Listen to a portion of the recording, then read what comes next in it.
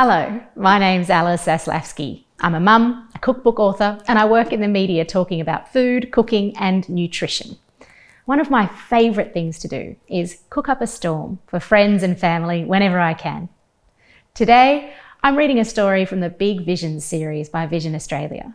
These books are inspired by true, extraordinary stories of everyday heroes, and they're in English and Braille. Braille is a special alphabet for people who are blind that is made up of lots of tiny little bumps that they read with their fingertips. This book is about Craig Shanahan, who always dreamed of being a chef, but after 2 operations on his eyes, he was almost completely blind. Craig didn't let that stop him from following his dreams though.